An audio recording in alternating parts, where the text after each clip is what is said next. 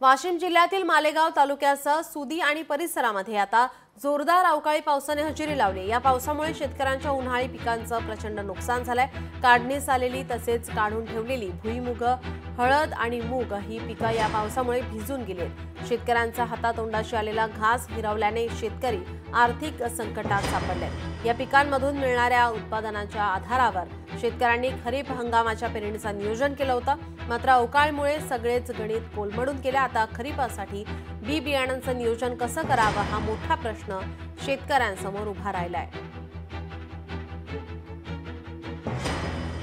जे आता भुईमुग काढणीला राहिलेला आहे आमचा, तर त्याचे आता अंकुरून येऊन त्याचंही नुकसान होणार आहे।